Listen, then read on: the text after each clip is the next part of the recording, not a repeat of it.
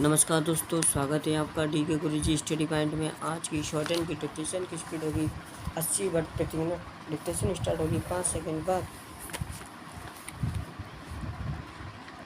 Dictation start. सभापति महोदय और फेडरेशन के सदस्यों, कल आपके सभापति के पद से दिए गए भाषण में आपने अनेक समस्याओं की चर्चा की है।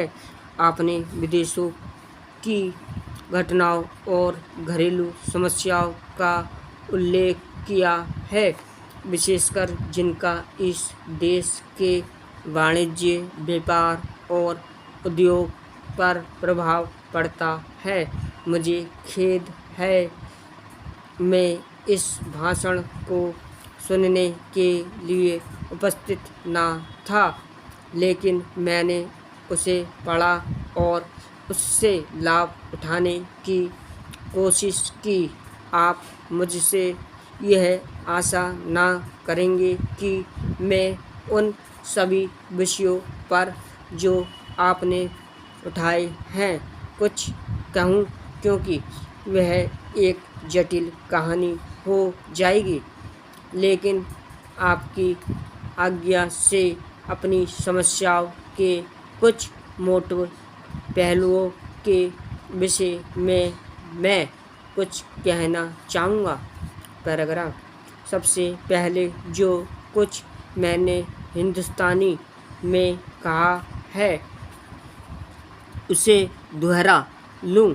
वह यह है कि जिस तरह सभी आपने प्रशंसा और प्रेम और विश्वास के साथ संबोधित किया है, उस तरह संबोधित होकर मुझे बहुत सांत्वना मिलती है।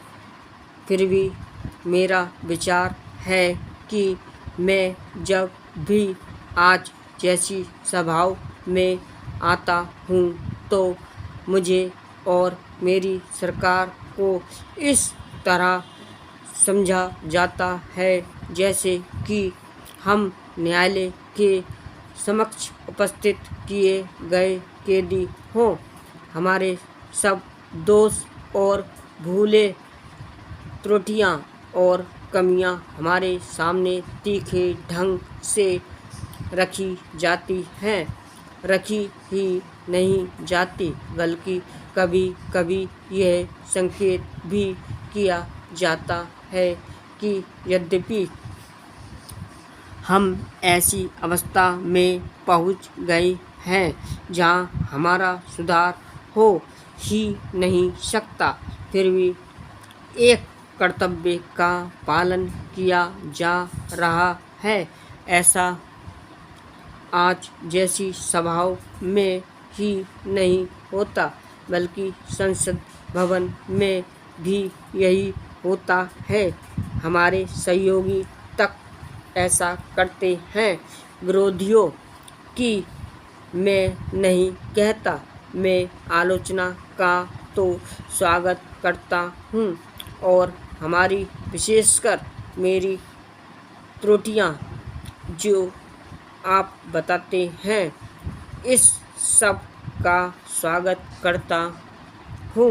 वास्तव में कभी कभी मैं स्वयं उनकी गिनती कर लेता हूँ। पैराग्राफ। मैं समझता हूँ कि यह एक व्यक्ति तथा राष्ट्र के लिए अच्छी बात है कि वह हमेशा यह जानने की कोशिश करे कि वह कहाँ गलती पर हैं और उसे सुधारें। आलोचना से कभी डरना नहीं चाहिए। मैं आलोचना का स्वागत करता हूँ। मैं उसका उतना स्वागत तब नहीं करता जबकि उसके पीछे हमारी दुर्भावना का संकेत किया जाता है।